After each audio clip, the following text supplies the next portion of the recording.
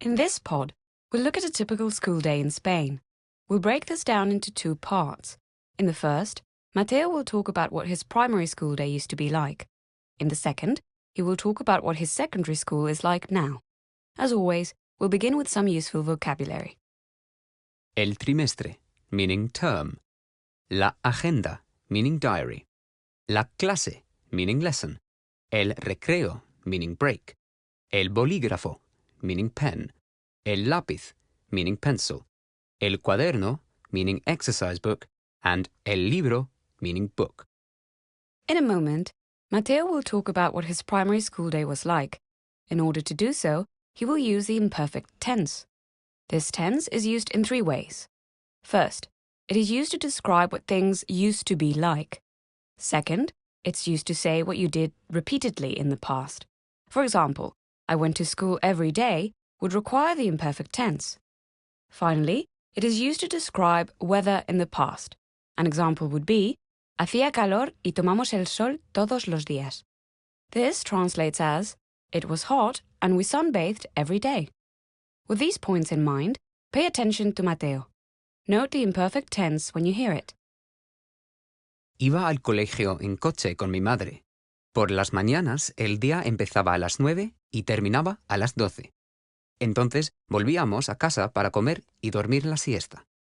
Teníamos que estar otra vez en el cole desde las 3 hasta las 5. En verano, el cole ofrecía un club de verano para los niños cuyos padres trabajaban. Okay, now let's look at answering a few questions. First, how did Mateo get to school?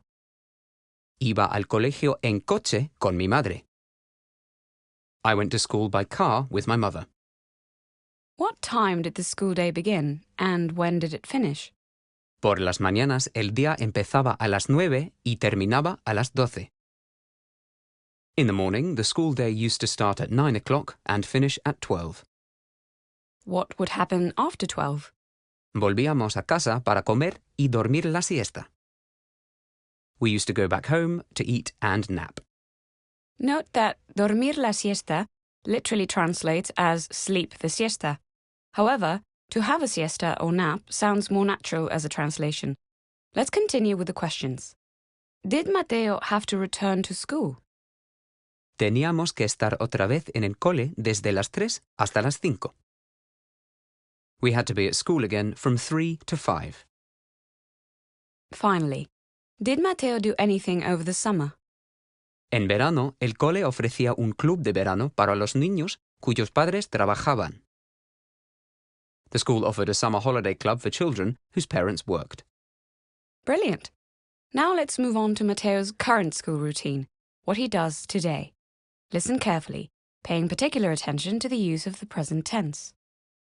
Ahora tengo 15 años y estoy en el cuarto año de ESO, Educación Secundaria Obligatoria, lo que equivale más o menos a Year 11 en Inglaterra. Entro por la mañana a las 9 y seguimos hasta las 2 de la tarde, sin hora de recreo. Tengo 5 clases por día. A las 2 terminamos el día y vamos a casa. Es porque vivo en Sevilla, donde hace muchísimo calor. En otras partes de España, los colegios estatales tienen horarios diferentes. Did you understand everything? There may be some phrases you're not used to. If not, don't worry. Listen carefully to our translation. Now I'm 15 years old and I'm in the 4th year of ESO, Compulsory Secondary Education, which is more or less equivalent to Year 11 in England. I start in the morning at 9 o'clock and we continue until 2 o'clock in the afternoon, without a break. I have 5 lessons a day.